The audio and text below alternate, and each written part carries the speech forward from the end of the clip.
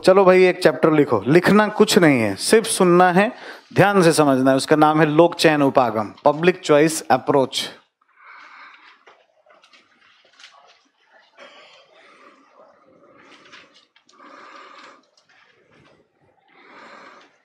ठीक है।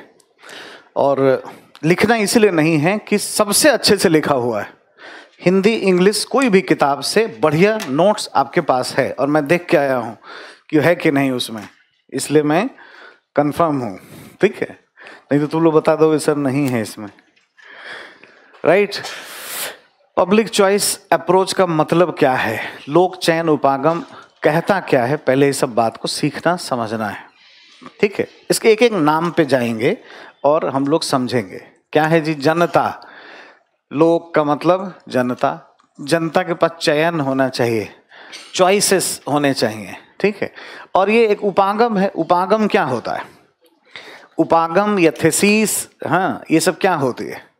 उपागम कुछ पूर्व निर्धारित मानक होते हैं, है ना, प्री एस्टैब्लिश्ड स्टैंडर्ड्स, हाँ, जिसके आधार पर हम किसी ऑर्गेनाइजेशन को एनालाइज कर सकते हैं, किसी घटना को इवैल्यूएट कर सकते हैं। ठीक है, evaluation of any organization and activities with the help of pre established standards is called approach. इसको हम लोग स्कूल भी कहते हैं। स्कूल का मतलब this is not the school of thought. ठीक है, this is not the school of education, sorry, school of thought है ये, विचारधाराओं का स्कूल है। कोई शिक्षा प्रणाली जैसे स्कूल के लिए हम इस्तेमाल करते हैं वो वैसे नहीं है।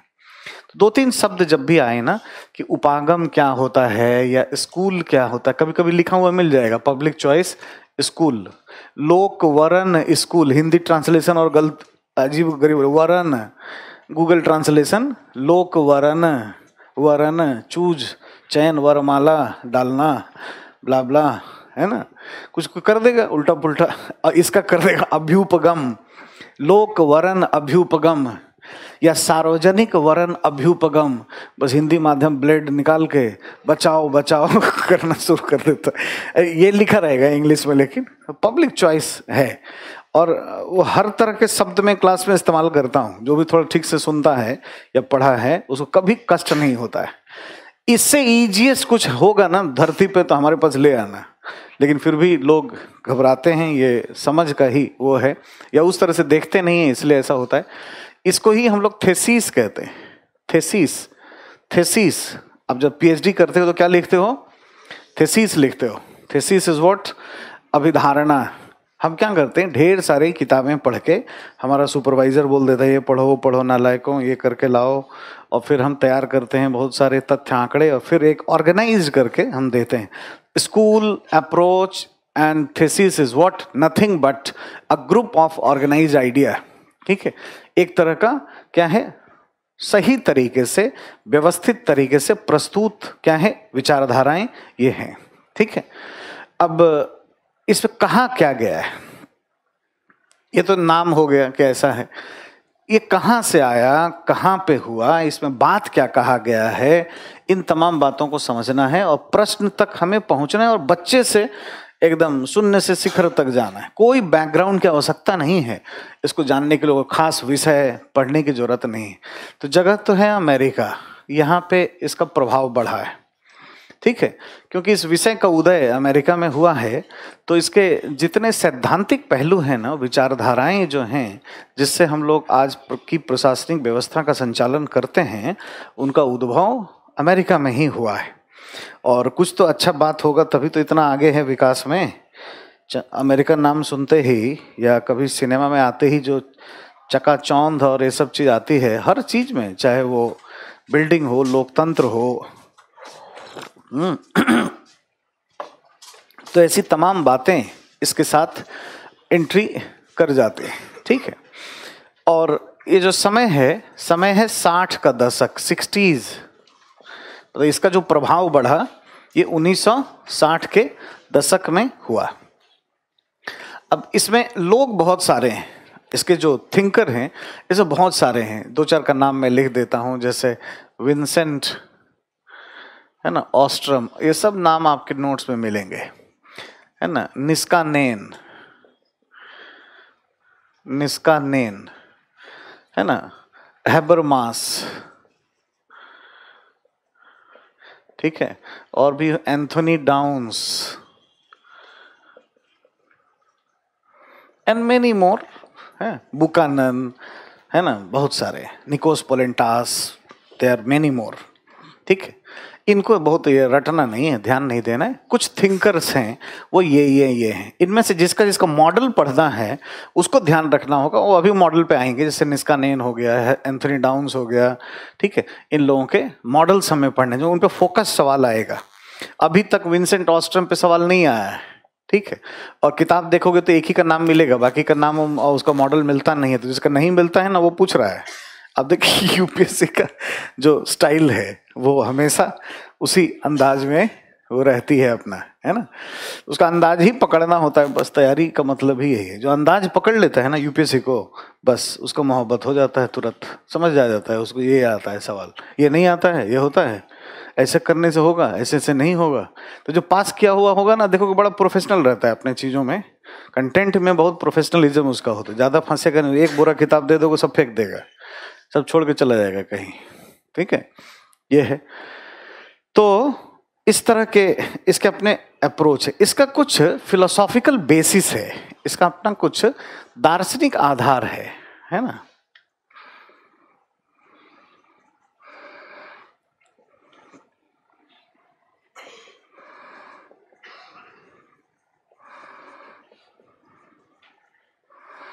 फिलोसॉफिकल पोस्टुलेट्स या दार्शनिक आधार,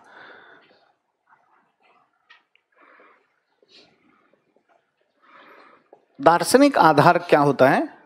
दार्शनिक आधार हम किसको बोलते हैं? दार्शनिक आधार का मतलब ये हुआ कि इसके पीछे सोच क्या है, ये जो बात कहना चाह रहा है उसके पीछे सोच क्या है। कहना तो सिर्फ एक चीज चाह रहा है, पब्लिक चॉइस होना चाहिए, है ना। मैं यहाँ लिख देता हूँ, जनता के पास क्या है, चयन का आधार होना चाहिए, सेट ऑफ चॉइस होना चाहिए। जैसे कस्टमर के नज़र से देखिए, ग्राहक के नज़र से देखिए, अगर आपको दिल्ली से मुंबई जाना हो और एक ही महाराजा एयर इंडिया एयरक्राफ्ट यही होता और वो भी गड़बड़ होता, अच्छा नहीं होता, जैसा है अभी बिक रहा है, मान लीजिए जो भी है, कितना प्राइस होता है जी मुंबई का, 30,000 से कम नहीं होता था पहले। आज कितने में मुंबई जाते हैं? 5-6 हज़ार, 4 हज़ार। थोड़ा सा टाइमली टिकट ले लोगे तो और भी कम हो जाएगा, नॉन रिफंडेबल टिकट और भी हो जाएगा। थोड़ा मिडिल क्लास फ्लाइट थोड़ा सा है, टर्मिनल 1-2 से उड़ने वाली, तो और भी थोड़ा सस्ता ही सस्ता हो जाएगा। सब कुछ कैसे हुआ है? चॉइस बढ़ने से कि चॉइस घटने से? बढ़ने से। हमारे पास चॉइस है ना, बहुत सारा है, विस्तारा है, ले लिया, वो ले लिया, इंडिगो है, गो एयर है, स्पाइस जेट है, बहुत सारा, MDLR फिर से उभरने लगा है, बहुत सारे ऐसे हमारे पास सर्विस प्रोवाइडर्स हैं। तो हमारे पास जितने चॉइसेस होंगे उतने ही अच्छा है ग्राहक के लिए, क्योंकि भाई आप अच्छा नहीं करोगे तो हम उसके पास चले जाएंगे, वो अच्छा नहीं करेगा तो हम इधर आ जाएंगे, ये हो जाएगा, वो हो जाएगा। तो ये सब होना चाहिए। इसके पीछे सोच लेकिन क्या है, ये अभी हमें समझना है। दर्शन यही है। दर्शन जब भी हम बोलते हैं तो क्या होता है, पीछे का कारण हमें समझना होता है, ठीक है, यही है। तो यही है जी पब्लिक चॉइस, बस हो गया। इसमें कारण ये है, ये समझना है कि मनुष्य जो है वो स्वार्थी प्राणी होता है। बहुत हद तक सही भी है। स्वार्थ मनुष्य का, थोड़ा बोलने में बुरा शब्द का इस्तेमाल किया जा रहा है समझने के लिए। मनुष्य सिर्फ स्वार्थी ही नहीं होता है, परमार्थी भी होता है, ये बात है, बट ये स्वभाव कभी उसका जाता नहीं है। और आप राजनीति विज्ञान पढ़ोगे तो वहाँ मैकियावेली मिलेगा, वो भी ह्यूमन नेचर समझा रहा होगा, सुकरात भी बता रहा होगा, प्लेटो भी कुछ सिखाएगा, सब जगह कुछ ना कुछ ऐसी बातें हैं। यहाँ पे भी ये साइकोलॉजिस्ट हैं, दे आर साइकोलॉजिस्ट, मनोवैज्ञानिक हैं सभी, ठीक है। तो यूएस में इस तरह के अप्रोच को लेके चला गया, ठीक। इसको थोड़ा और मैं हम्बल वर्ड कर देता हूँ, रैशनल होता है, रैशनल ह्यूमन बीइंग। जैसे आपको कहा जाए आप स्वार्थी हैं तो बुरा मान जाएंगे, आपको कहा जाए आप रैशनल हैं तो बुरा नहीं मानेंगे, बात उतना ही है ना। यही सीखना है, पबेट का ही स्टाइल है। मैनेजर क्या करता है, हर बात वो कह देता है जो कहने लायक नहीं है, जो लेकिन कहना जरूरी है। और ये दूसरा कोई नहीं जानता है, क्योंकि आप जितना प्रेशर में काम करेंगे उतना प्रेशर में पॉलिटिशियन काम नहीं करता है। पॉलिटिशियन भावुक होते हैं, जनता के सामने जाएंगे, ये प्रशासक के लोग छोड़ूंगा नहीं, धाएं धाएं करूंगा, मंच से बोल देगा, पीछे जाके बोलेगा इतना ध्यान मत देना यार, तुम समझो, है ना, बोलना पड़ता है। ठीक, लोग आएंगे, हाँ ये समस्या, हाँ हो जाएगा, ठीक ठीक, हाँ हाँ बिल्कुल, हाँ हाँ डीएम साहब देख लीजिए, ये वो, पैसा है नहीं। अभी पढ़े हो ना, कोई काम कैसे होगा, संसाधन के न तो पैसा है, न भौतिक साधन है, ना ही वो कानून है, या अप्रोच भी नहीं है, और भी प्रायोरिटीज बहुत हैं। लेकिन अब आया है तो क्या बोलोगे, पॉलिटिक्स में टेंशन नहीं है, लेकिन एडमिनिस्ट्रेशन में बहुत दिक्कत है। जैसे ही जनता प्रशासकों के पास, आपके पास जाएगी कि हुजूर माई बाप, वो थोड़ी जानती है कि कौन करेगा, नहीं आपके बस में। आप वीडियो भी बन जाओगे, देखो कितने लोग रोते हुए आएंगे, और सच में आपके पास ऐसा अधिकार होता है कि लोगों के आंसू पोंछ सकते हैं आप। यही तो खूबी है इस सर्विसेज की। आप थोड़ा सा अगर अपना कंफर्ट जोन छोड़ दें, अपना आराम और अपना मेहनत थोड़ा को बढ़ा दें, कितने लोगों के आंसू सूख जाएंगे, और कितनी दुआएं आपको मिल जाएंगी। में भी आप ही बन जाओगे मंत्री, पॉलिटिशियन बनने का मन करे तो ये भी सब संभव है। लेकिन इसको प्रेशर बहुत रहता है, तो इसके शब्द बहुत सही प्रयोग करने पड़ेंगे आपको। आप जैसे कुछ बोल नहीं सकते, वो आके कोई बोलेगा कि मंत्री जी आए थे तो ऐसा कह रहे थे, तो हम लोग को अभी तक नहीं मिला, किसान क्रेडिट कार्ड का वो रिमाइंडर आ रहा है, या वो वाला लोन मिला नहीं है, ऐसा। तो क्या बोलोगे, मंत्री को कुछ आता जाता नहीं है, उसको क्या पता पैसा नहीं है, कहाँ से आएगा, पत्ते पर उगते हैं क्या, ये सब नहीं बोल सकते। तो फुल फॉर्म बताओ अपना, आईएएस का फुल फॉर्म क्या है, आई एम सॉरी, तो यही करना पड़ता है, ऐसे नहीं बोला जाता है। तो आप कहते हो कि नहीं मैं देखता हूँ, होगा इसमें ये था, ये प्रक्रियाएं थी, कुछ किया जाएगा, let me think, let me talk to someone else, मैं देखता हूँ क्या हो सकता है।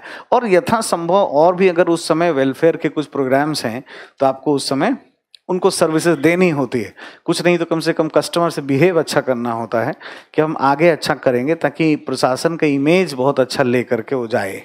आप जिस पद पे होंगे आपको ऐसा करना पड़ेगा। तो आपके लिए क्या है ना, शब्दों के प्रयोग बहुत सही चूज करने आपके लिए बहुत जरूरी होंगे, और करते हैं लोग। प्रशासन की पृष्ठभूमि से आया हुआ बच्चा ना अद्वितीय होता है, अप्रतिम स्टाइल का होता है, उसका लिखा हुआ। मैं बता रहा हूं आपको, लिख के साइन करके दे रहा हूं, निबंध में कोई इससे ज्यादा नंबर नहीं लाता है। किसी के पास वोकैब ही नहीं है यार इतना, किसी का। तुम इतिहास भूगोल मिल लो ना, आप सब जो बैठे हो, आपको क्या लगता है कि आप मुखर्जी नगर के लोग हो यहाँ पे, बाहर से सबसे स्मार्ट लोग यहाँ बैठे हैं। इस सब्जेक्ट को चूज करने के लिए रेशनैलिटी चाहिए, ये चाहिए, वरना यहाँ आएगा ही नहीं। कॉन्फिडेंस चाहिए, आप सब में कॉन्फिडेंस है, वरना यहाँ आके बैठते ही नहीं यहाँ पे 8 बजे सुबह में। वो भी हिंदी साहित्य का बैग लेके घूम रहे होते बाहर कि हिंदी में होता है, हिंदी साहित्य ले लें, और आप चले गए होते। तो आप अलग, और ये मैं आज से नहीं देख रहा हूँ, मैंने देखा, इतिहास देखा है, इतिहास के बच्चे, फिलॉसफी वाले, एक पर एक कमाल कमाल के। अब मैं बहुत सारे शब्दों का प्रयोग करना उचित नहीं समझता, देखा है, क्लास लोगों को देखा है। पब्लिक एडमिनिस्ट्रेशन के बच्चे अलग व्यक्तित्व के होते हैं, अलग सोच के होते हैं, उनकी पर्सनालिटी और कॉन्फिडेंस डिफरेंट होती है। विषय में जो चीज देखो, कोई चीज अट्रैक्ट किस, पूरा इस पैसे का इस्तेमाल हो जाए। आपको अच्छा कब लगेगा, ऐसा कोचिंग इंस्टीट्यूट हो जो पैसा कम ले, ना ले तो और अच्छा है, कम ले और ज्यादा से ज्यादा जान दे के पढ़ाए, अच्छे से अच्छे सब दे, बेहतरीन नोट्स दे, काम की चीजें, यही चाहोगे ना। इसमें कोई बुरा ही नहीं है, सब्जेक्ट को समझो, ये कोई लजाने शर्माने वाला विषय नहीं है ना। मैनेजमेंट इसी तरीके से होगा। आप किसी एयरक्राफ्ट में बैठोगे तो क्या चाहोगे, मुंबई के लिए टेक ऑफ हुए तो हाँ खाना अच्छा हो, सीट बढ़िया हो जी, उसका क्रू मेंबर और सुंदर हो, देखने में अच्छे हों, है ना, मैगजीन पेपर रखता हो, कुछ डिवाइसेस हों। कौन सा सिनेमा आया है नया, मान लो 3 घंटे का सिनेमा है तो 1 घंटे 20-30 मिनट का टाइम है, 1.5 घंटा आधा सिनेमा इधर से देख लिया, उधर से आते समय में तो क्या कर रहे हैं, उस पैसे की उपयोगिता का अधिकतमीकरण। आप समझिए, भोजन, सिनेमा है, स्टॉक मार्केट, व्यवस्थाएं अच्छी, जो भी हो सके, और क्या, ये जो ज्यादा करेगा भाई, हम उस एयरक्राफ्ट में जाएंगे। क्यों, हमारा नाम है ग्राहक। हम कैसे गाइडेड होते हैं, रैशनैलिटी से। एक व्यक्ति जो स्टॉक मार्केट का देखना चाहता है, बजट आया है तो क्या उसका वो है, तो सैटेलाइट से भी वो करके अपना कुछ चला रहा है तो अच्छी बात है, उसका भी कुछ दिया हुआ है तो नहीं है तो अच्छा नहीं है, करना चाहिए। और उसी हिसाब से हम तय करेंगे कि हम चूज किसको करें, विस्तारा में जाएंगे कि हम एयर इंडिया में जाएंगे कि हम किस में जाएंगे, हम उसको तय करेंगे। यही होता है। मतलब आम खरीदे खुशी कम मिलेगी, आम पूरा खा गए, एकदम बचना नहीं चाहिए, एकदम एक रस, उसका गुठली उठली लगा के पेड़ उड़ भी करके अगर निकल जाए ना तो अगला भविष्य के लिए तो वो भी ठीक है। मनुष्य इसी तरह का है। मनुष्य के स्वभाव को समझने के लिए ये सारे एग्जाम्पल्स आपको दिए।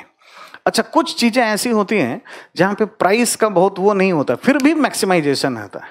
जैसे मान लो कि और समझो इसको, गए कहीं पे 5 रुपए का कलम, पता नहीं आजकल मिलता है कि नहीं मिलता है। तो रेनॉल्ड्स कितने में आता है आजकल? 10 रुपए का हो गया है, 7 रुपए का, अच्छा जितने का भी। तो रेनॉल्ड्स 5, 7, 10 रुपए का है। गए, मान लो प्राइस फिक्स है मार्केट में, और गए कि रेनॉल्ड्स देना है तो ये रेनॉल्ड्स दे दिए, लो। अब बोले और कलर दिखाइएगा, तो गुस्सा आ जाए दुकानदार, फ्लॉप होगा कि अच्छा होगा? रंग फिर वहां पे उपयोगिता का अधिकतमीकरण हो गया। अब एक दुकानदार ये सोचे क्या करना है यार, 10 ही रुपए में मिलता है, ईश्वर के पास भी जाओगे तो 10 ही रुपए लेंगे, वो बगल में भी जाओगे तो 10 ही रुपए मिलेगा। और वो एकदम टेंशन ले ले, और आपको अगर कस्टमर को कहे कि क्या करोगे रंग लेके, लिखने ही से मतलब है ना, इतने में मिलता है, लो लिखने की क्वालिटी पे जानो, तो ग्राहक क्या है, दुखी हो जाएगा ना। नहीं भाई, हमें ये ब्लू कलर पसंद नहीं है, हमें रेड पसंद है, हमें वो पसंद है, और दिखाइए और कलर दिखाइए, फिर उसमें वो चॉइस करेगा। ये पब्लिक चॉइस अप्रोच है। तो सर्विस प्रोवाइडर को चाहिए कि maximum choices should be open for all. Choices देना चाहिए आपको ज्यादा से ज्यादा, आप दिमाग मत लगाइए ज्यादा। लेकिन ये काम सरकारी क्षेत्र में नहीं होता है। सरकार में हम लोग बहुत कुछ मान के और चलते हैं फिक्स माइंड से कि क्या करना है, इसीलिए बहुत सफल नहीं हो पाते हैं। ठीक है, और ये सब कब होगा? जब निजीकरण करोगे तब होगा, जब लोक क्षेत्र के आकार को छोटा करोगे तब होगा, और प्राइवेट सेक्टर की भूमिका बढ़ाओगे, तभी सर्विस प्रोवाइडर क्या होंगे, एक दूसरे से आगे होंगे। ये अपने आप में एक शॉर्ट नोट्स था जो हमने बताया, यूटिलिटी मैक्सिमाइजेशन।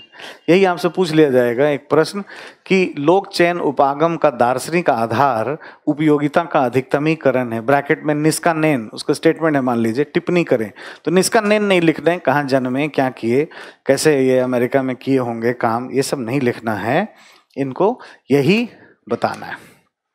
समझ गए?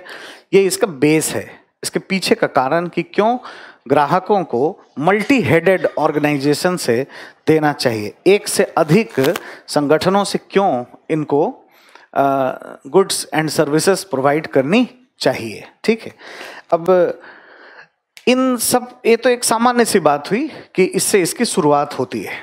तो 60 के दशक में, अब 60 के दशक की दुनिया कैसी थी, इस दुनिया को समझना है और उससे रिलेट करना है कि उस जमाने में ये जो बातें चली, इसको लोगों ने कितना तवज्जो दिया होगा, कितना महत्व दिया होगा।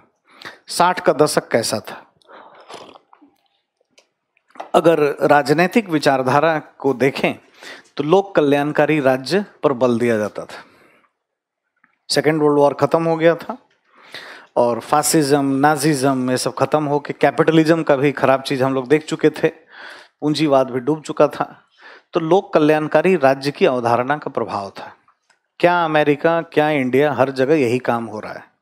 60 के दशक में अगर प्रेसिडेंट जॉनसन अमेरिका में एफर्मेटिव एक्शन की पॉलिसी चला रहा है या पॉजिटिव डिस्क्रिमिनेशन, तो हमारे यहाँ भी आरक्षण की नीति चल रही होगी।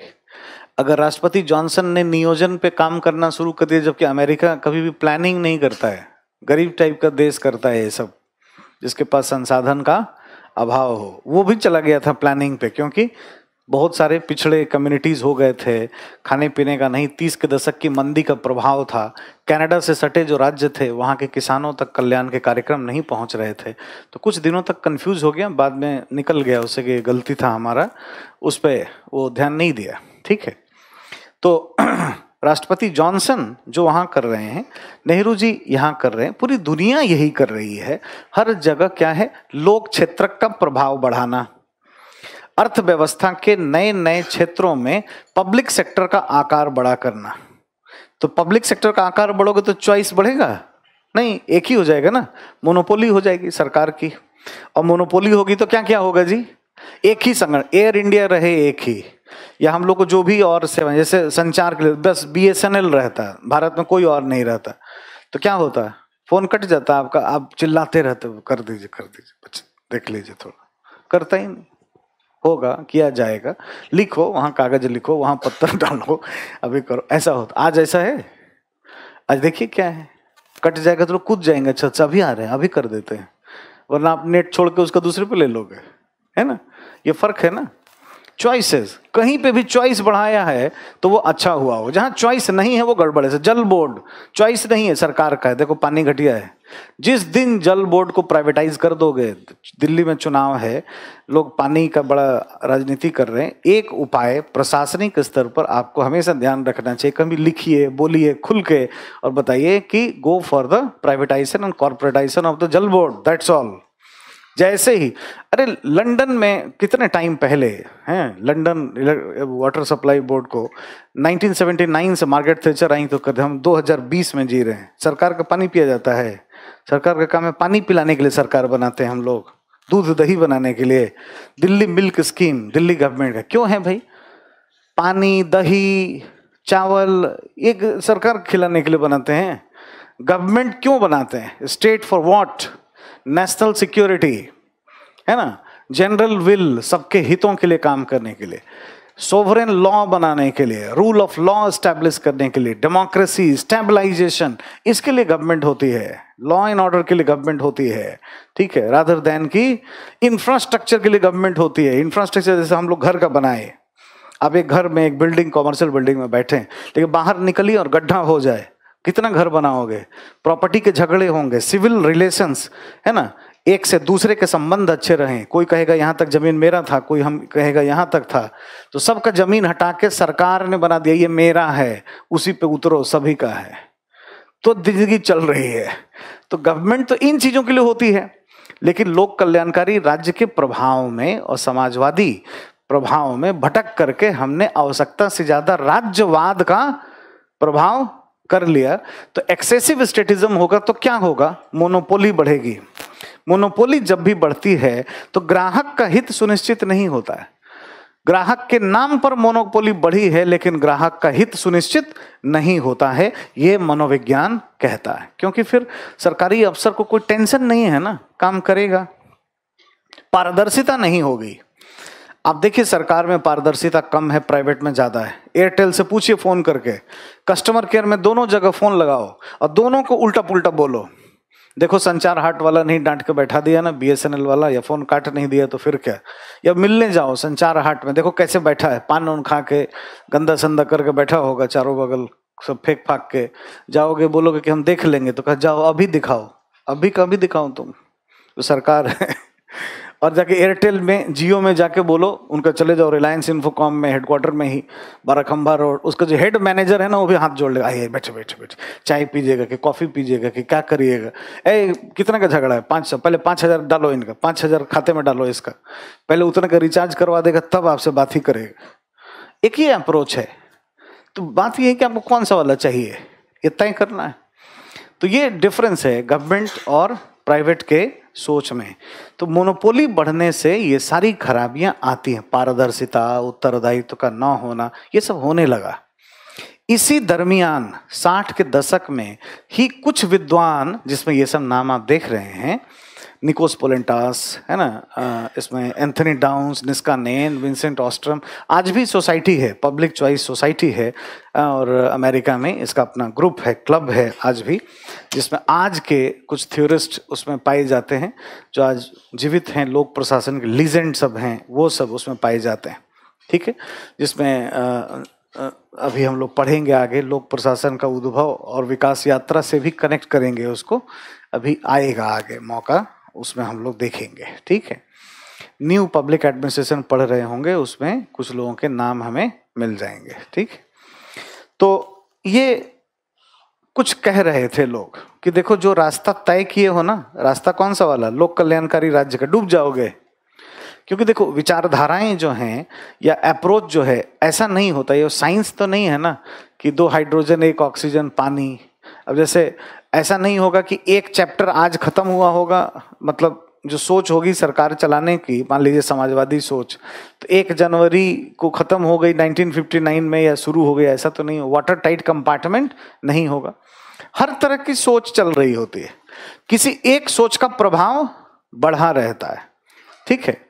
ऐसा आज के भारत की राजनीति में हर तरह की सोच, ऐसा थोड़ी है कि वामपंथी सोच खत्म हो गई है, समाजवादी खत्म हो गई है, सिर्फ दक्षिणपंथी है और राष्ट्रवादी ही हो गई है, ऐसा नहीं। उसका प्रभाव बढ़ा हुआ है, उसके पीछे मल्टीपल कारण है, मल्टीपल रीजन है। दुनिया में ऐसा हो रहा है, हर जगह हो रहा है। हार्ड कोर राइटिस्ट पार्टियां हर जगह शासन में बैठी हुई हैं। तो इसका ये मतलब नहीं कि यही हो सकता है कि 20 साल के बाद की दुनिया में ये ना हो और फिर वो दक्षिणपंथी पार्टियां चुनाव हार नहीं, हो सकता है लेबर पार्टी का दिन आ जाए, है ना, वहां पे, कहाँ, यूके में हो सकता है डेमोक्रेटिक पार्टी का इन्फ्लुएंस बढ़ जाए, यूएसए में, ऑस्ट्रेलिया में वामपंथी जीत जाए, जर्मनी में भी हार्डकोर राइटिस्ट पार्टी है ना। और जो मर्केला एंजल हैं, 1-2 दिन से नहीं, 14 साल से हैं, 14 ईयर्स। हिटलर तो 12 ही साल था, 10-12 साल हिटलर ने शासन किया था। 14 ईयर्स कंजर्वेटिव माइंडसेट की पार्टी जो है और राइटिस्ट पार्टी हर जगह दुनिया में देखोगे तो इन्फ्लुएंस उसका है। उसके मल्टीपल कारण हैं, टेररिज्म और बहुत सारे फैक्टर्स उसके पीछे हैं। और लोगों में थोड़ा सा अपने प्रति फिर से एक जागरण आया है। समय होता है ना तो इस तरह का चेंजेज आता है, अपने कल्चर, अपने बैकग्राउंड के प्रति बहुत जागरूकता बढ़नी शुरू हो जाती है एक टाइम के बाद। ग्लोबलाइजेशन से थोड़ा लोग फ्रस्ट्रेट भी हो गए हैं, मनुष्य थोड़ा थका हुआ भी प्राणी है ना। अब जैसे कोई दक्षिणी दिल्ली का होगा, 50-60 देश देख घूम चुका होगा, उसको कोई बोले कि वेनिस में हम ये चीज ब्रांड खरीदे थे, तुम भी देखोगे क्या ऐसा, तो उसको गुस्सा आएगा। उसको गाँव चाहिए, खाट पे बैठेगा और वो भुट्टा खाएगा, अब उसका वो इंटरेस्ट है। तो जब ऐसा होता है ना, जैसे ग्लोबलाइजेशन का एक दौर हम देख रहे हैं, 80 के दशक के बाद 80, 90, 2 दशक और देख लिए 21वीं सदी के, कम बड़ी बात नहीं होती है ना। अब आप 20 में हो, मतलब 21 शुरू है एक तरह से समझो, अगले दशक की शुरुआत कर चुके हो। 2 दशक मतलब 2 युग। 10 साल बाद आप ही का माइंडसेट बदल जाएगा। 10 साल पहले आप ही का माइंडसेट क्या था आपको खुद नहीं पता है। 10 साल पहले आप फैशन कैसा करते थे आपको याद है? उस जमाने में तो आप हीरो ही होंगे। ऐसा थोड़ी है कि आप सोचते होंगे कि नहीं हम खराब चीज पहन रहे हैं, ऐसा होगा क्या? आज जो भी हो, मान लो कोई 23 साल का है तो 10 साल पहले 13 साल का होगा। 13 साल में भी एक रहता है अप्रोच। उस समय का फोटो आपको दिखाया जाएगा तो आपको भाई जल्दी हटाओ इसको, फाड़ो, ये फोटो मेरा नहीं है। आपको उस समय का फैशन, उस समय की विचारधाराएं, आज ही आप जो फैशन कर रहे हैं, बुरा मत मानिएगा, सुबह का समय है। 10 साल के बाद, मेरा बात याद रखना, आपको अपने पे गुस्सा आएगा कि हम क्या फैशन रखते थे, हम क्या पहनते थे। आपकी जो विचारधाराएं हैं वो विचारधाराएं बदल गई रहेंगी। आप सोचोगे कहाँ फंसे हुए थे हम, कहाँ हम जाति धर्म और क्या कभी कभी सोच लेते थे किसी पार्टी वाले के कहने पे, लाइफ क्या है, क्या सोचते थे। अगर सब ठीक रहा तो ये भी बात है इसके साथ कंडीशन अप्लाइड ये है कि, है ना, सब कुछ विचारधाराएं, दिमाग, सही अप्रोच, मार्गदर्शन, ये सब रहा तो ये बदल जाएगा। इसलिए विचार और विचारधाराएं, अप्रोच किसी की नहीं होती हैं, वो एक समय में वो प्रभावी हो रही होती हैं। तो जब इसका उद्भव हो रहा था 1960 के दशक में, उस समय तो इसका प्रभाव नहीं दिखा, लेकिन आज आप जिस दुनिया में जीते हैं वो पब्लिक चॉइस अप्रोच की दुनिया है। 80 के बाद इसका प्रभाव बढ़ा। ये हमने लिखा है उद्भव के लिए। इम्पैक्ट इसका कब आया? 1980s onwards. आज हम इसी में हैं। और ये कहना क्या चाहता है? तो LPG, liberalization, privatization and globalization, कि सरकार के आकार को छोटा करो, प्रक्रियाओं को सरल बनाओ, ग्राहक के हित को रखो, निजीकरण को बढ़ावा दो, वैश्वीकरण को बढ़ावा दो, तभी अच्छा चलेगा। और देखिए लंबा चल रहा है। तो आज की तारीख में बहुत ही रेलेवेंट अप्रोच है, रेलेवेंट विचारधारा है। अब इस पर प्रश्न तो एक तो जनरल तरीके से कि क्या है, इसकी पृष्ठभूमि क्या है, शॉर्ट नोट्स के लिए छोटे से प्रश्न हो सकते हैं, ऐसा किया गया है। अब चूंकि पहले पूछा जा चुका है और आज ये बड़ा रेलेवेंट विचारधारा है, तो जहां तक पीसीएस का संबंध है, जितनी बातें मैंने अभी आपको बताई, पीसीएस में उतने से ही काम हो जाएगा, उतने पे ही सवाल आएगा। लेकिन यूपी पीसीएस में काम नहीं होगा। यूपी पीसीएस थोड़ा सा मतलब near by two the UPSC होता है। और यूपीएससी में क्या होगा, यूपीएससी में ऐसे फोकस्ड है ना, किसी थ्योरिस्ट को लेकर के उनके मॉडल पर माइक्रो पॉइंट पे स्पेशलाइज सवाल बनाने शुरू कर दिए कि निष्कानेर ने ये कहा था, एंथोनी डाउन्स ने ऐसा कहा, इस पे टिप्पणी करें। या तो ऐसा करेंगे, या यूपीएससी में कुछ जार्गन्स लिए जाएंगे, जार्गन्स जो थोड़ा समझने में कष्ट हो, बात यही कहनी होगी, जार्गन लेना होगा। और फिर आपको बोलेंगे कि ये ऐसा करता है, टिप्पणी करो। एक आपका जनरल आइडिया के साथ जार्गन डाल के पूछना चाहेगा। मैं बताता हूं आपको कैसे होगा। इसका मूल मंत्र क्या है कि सरकार के आकार को छोटा करके प्राइवेट पार्टी को बढ़ाओ, मल्टी हेडेड ऑर्गेनाइजेशन करो। जब बहुल स्तरीय संगठन होंगे तो क्या होगा, ग्राहक संतुष्टि होगी। क्यों? क्योंकि सभी सर्विस प्रोवाइडर एक दूसरे से फाइट करेंगे। जैसा आपको बताया हमने, फ्लाइट में विस्तारा, एयर इंडिया है ना, स्पाइस जेट, बाकी सब फाइट कर रहे हैं आपस में, हम अपने कस्टमर को और ये देंगे, हम ये करेंगे, हम वैसा भी करेंगे, हम फ्रेग्रेंस भी देंगे, सब बताएंगे। तो कस्टमर उससे प्रभावित होता है। उसको क्या है, उसको तो पैसा देना ही है, मुंबई जाना है या कहीं भी। अब जो कम पैसे में अच्छा देगा हम उसके यहाँ जाएंगे। तो इसमें ग्राहक का हित हो जाता है। और इसमें हो क्या रहा है, जो सर्विस प्रोवाइडर हैं उसमें आपस में फाइट बढ़ जाती है, तो प्राइस गिरता है और क्वालिटी इंप्रूव होती है। और यही चाहिए। अब ये काम हम हेल्थ में कर दें, यही काम एजुकेशन में कर दें, यही काम हम किसी भी क्षेत्र में डालोगे तो उतना ही बराबरी का फायदा होगा। अब जहाँ जाते हो, संचार का एग्जाम्पल लिया, इतनी सारी कंपनी आ गई, प्राइवेट कंपनी, तो कौन सा दुखी हैं। अब वो जमाना दूर नहीं है, जहाँ जहाँ पे हम दुखी हैं वहाँ पे सरकार, पुलिस, रिलायंस का पुलिस नहीं है, टाटा का पुलिस नहीं है, इसलिए दिक्कत है आपको। आप परेशान हैं, वीआईपी बनते हैं तो ही अपना सिक्योरिटी अपना रखते हैं, बाकी कष्ट है। एक दिन आएगा कि वो भी सब होगा, पब्लिक प्राइवेट पार्टनरशिप से वो भी चलेगा। ट्रेन शुरू किया ना पब्लिक प्राइवेट पार्टनरशिप से, सब अच्छा होगा। स्टेशन को बेच दिया जाए, मान लीजिए, क्या हो जाएगा? बेच दिया जाएगा क्या मतलब होता है? हमेशा के लिए ले लेगा। स्टेशन बोलेगा अब हम यहाँ यहीं खाना खाएंगे, आने नहीं दे। लीज दिया जाता है, lease out, not free holding. कहीं पे कुछ नहीं, में जब चाहेगी सरकार रिवोक करके वापस ले लेगी। अब लखनऊ या अलीगढ़ या गाजियाबाद, किसी भी प्राइवेट कम्युनिटीज को हम दे दें कि भाई वो इसको लें, रिलायंस, टाटा, उसको प्रोसेस करें, साफ सफाई करें, अच्छा करेंगे कि खराब करेंगे? उससे उनको कुछ कमाई हो रहा होगा कि बैठे रहेंगे? उस कमाई को देख करके लोगों के फीडबैक से सरकार फैसले करेगी कि देख के चुप हो जाएगी? मान लीजिए कि रिलायंस को दे देते हैं दिल्ली का स्टेशन एक देखने के लिए, और रोज पेपर में छपने लगे रिलायंस का कचरा, रिलायंस का कचरा, मोदी जी से उसके संबंध, रिलायंस का कचरा, मोदी जी से रोज छपने लगे। होगा ही, होगा कि नहीं होगा? तो फिर सरकार बैठी रहेगी? इतना अपना मतलब आलोचना करवा लेगी सरकार, अगले चुनाव में क्या मुंह लेके जाएगी? कल वो रिलायंस का ना होगा, टाटा का हो जाएगा। अच्छा, मेन चीज ये है कि उसको सिस्टम ही ऐसा क्रिएट करेंगे कि कमाई हो ही नहीं उसका, फिर उस तरह से वो इतना हीरोबाजी ना करने लगे कि पैसा लेके बैठ जाए और काम ही ना करे, ये होगा ही नहीं। जैसे उसका टाइम बना दिया जाएगा ना, कि जैसे एक टिकटिंग के लिए कोई आया 5 मिनट से लेट हुआ तो उस टिकट का जो परसेंटेज है वो आपको नहीं मिलेगा। आज कितने टिकट कटे, इतने घंटे में इतने टिकट कटे, आपने सर्विसेज अच्छे से नहीं दी, उसके अलग से हो जाएगी ना व्यवस्था। अब वुड्रो विल्सन हम पढ़ रहे थे, तो वुड्रो विल्सन का जमाना 1880 था। उस जमाने में लोक प्रशासन को स्थापित करना चाहते हैं। अब जमाना क्या है, 1960 में आया। 1960 में लोक कल्याणकारी राज्य की स्थापना थी। जब भी लोक कल्याणकारी राज्य होगा तो क्या होगा, राज्य की शक्ति को बढ़ावा दिया जाएगा, राजनीति प्रभावी होगी, और राजनीतिक कारणों से गरीब और बाकी जीवन में जो समस्याएं हैं उसको ध्यान में रख के सरकार क्या करेगी, हस्तक्षेपकारी होगी। तो जब भी कल्याणकारी राज्य होगा तो वो राजनीति प्रशासन द्विविभाजन नहीं बल्कि एकीकरण की बात कर रहा होगा। और ऐसे भी सोचिए ना, क्या नाम है, पब्लिक, प्राइवेट थोड़ी है, प्राइवेट चॉइस की बात थोड़ी कर रहा है, प्राइवेट चॉइस की बात करता। कई बार इसमें दाग लगते हैं कि पूंजीवादी विचारधारा है या ये अमीरों को अमीर बनाने के लिए है, कैपिटलिस्ट को, ठीक है थोड़ा देर के लिए मान लेते हैं। लेकिन कभी भी आप लिखे हो, क्या लिखे हो, इसका लक्ष्य क्या है, गुणवत्ता युक्त सेवा दिलाना चाहता है। किसको? अच्छा, पूंजीपति को भी इससे फायदा है।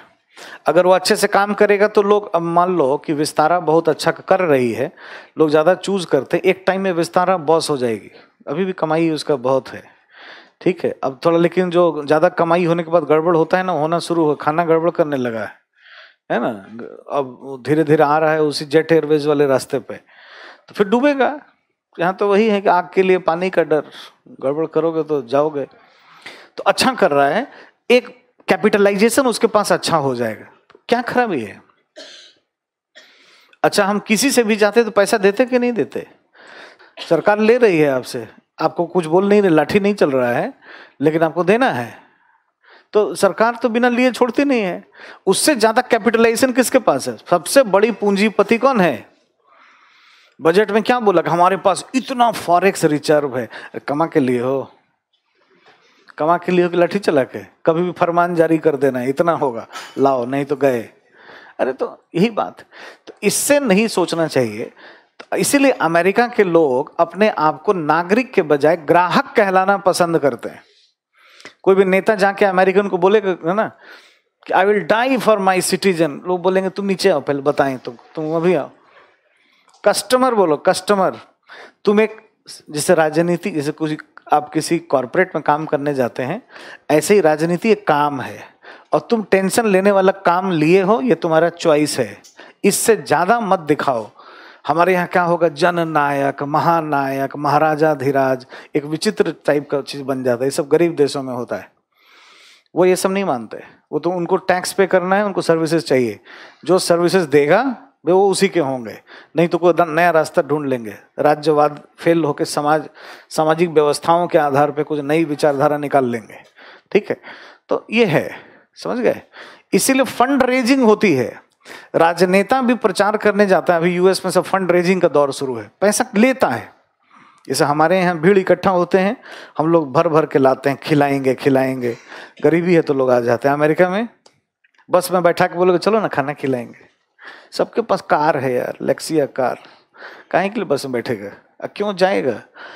इतनी महबूब है, इतना काम है उसका, इतना तरह का उसका है, कभी जाएगा, हिलेगा ही नहीं, फिर कैसे बुलाओगे?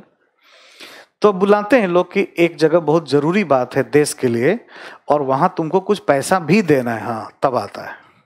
पैसा देता है और भीड़ में इकट्ठे होकर सुनता है नेता का, और वहां से जो फंड रेज होती है, उस फंड रेज से नेता चुनाव लड़ते हैं, या कुछ खाने वाने रिफ्रेशमेंट का काम करेंगे तो पॉकेट से नहीं देते। अब थोड़ा समझे भाई कि मार्केट पे बल क्यों देता होगा। मार्केट जो है वो क्या है, लोगों के स्वार्थ सिद्धि का एक बहुत बड़ा साधन है, व्यक्तिवाद पर आधारित है ना। राजनीति विज्ञान में इंडिविजुअलिज्म पढ़ा जाता है, लिबरलिज्म पढ़ा जाता है। तो लिबरलिज्म क्या है, हर व्यक्ति अपने व्यक्तिगत सोच के लिए, आगे बढ़ने के लिए स्वतंत्र है, रैशनल ह्यूमन बीइंग है, वो तार्किक प्राणी है। यहाँ पे भी देखो रैशनैलिटी, तार्किकता, ये सब आया। ये कब होगा, जब उसको चॉइस ज्यादा दोगे तब ना। अब बोल दो कि नहीं एक ही हवाई जहाज, नवरत्न तेल एक ही लगाइए, नहीं तो टेंशन नहीं जाएगा पेंशन लेने, है ना। सब कुछ एक ही, लाइफ बॉय साबुन एक ही मिलेगा, आईएएस भी बन जाओगे तो, नहीं भी बनोगे तो यही मिलेगा।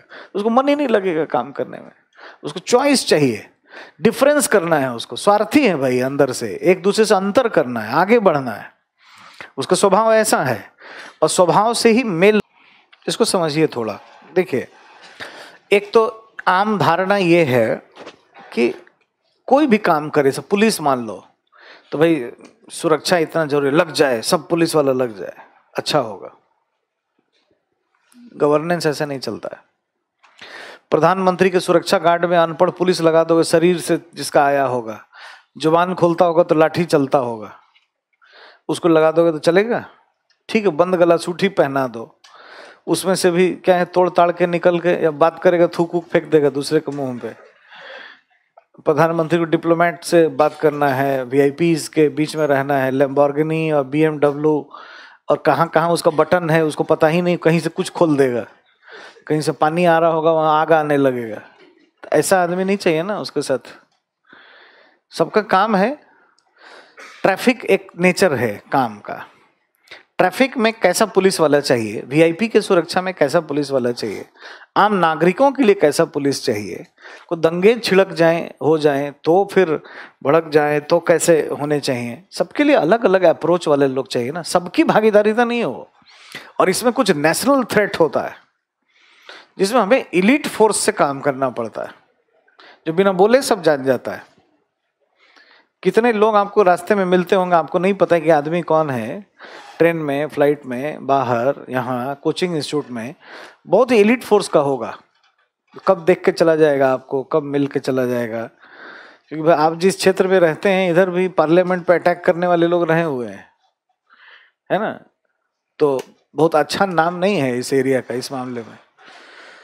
तो हमारे यहाँ जो संसद पे अटैक हुआ था 2001 में, इधर ही मुखर्जी नगर में ही रहते थे मोहम्मद अफजल, उनकी बीवी और ये सब, ठीक है। तो एक टाइम में बड़ा वो था, प्राचीन काल की बात है ये, बत्रा सिनेमा में ही बैठ के स्ट्रेटजी बनी थी। तो अब ये जो इलाका है, इस इलाका के बारे में जो एजेंसियों के पास जो अप्रोच होगा, वो अपने तरफ से घूमेंगे फिरेंगे, कुछ देख लेंगे। अब ऐसा डर मत जाना कि रहना ही छोड़ देना, लेकिन ये पॉइंट है उनके माइंड में, ये है क्योंकि यहाँ पे क्या है, सॉफ्ट टारगेट है ना, आईएएस की तैयारी करने वाले स्टूडेंट्स हैं, इसमें कोई भी राष्ट्रद्रोही छुप सकता है अच्छे से, कोई भी नेशनल अटैकर या एंटी स्टेट एक्टर यहाँ छुप सकता है। तो बाकी जो पढ़ने लिखने वाले सब यहाँ पे लोकतंत्र, बंधुता की बात करने वाले, उसी में बैठ के एक कुछ और भी अंदर अंदर करेगा। तो ऐसी एजेंसियां भी हैं। अब उसमें सबकी भागीदारी नहीं हो सकती है, वो टैलेंट सब में नहीं है। 26/11 की घटना हुई तो वो उसको रोकने के लिए एनएसजी के जगह पे किसी और को नहीं जाना चाहिए था, गए, देखो क्या हुआ। एक अधिकारी करकरे साहब कुछ आवश्यकता से ज्यादा ही बुलेट प्रूफ और ये सब, प्राचीन काल का बुलेट प्रूफ लेके आज चलेगा तो गोली लग जाएगा।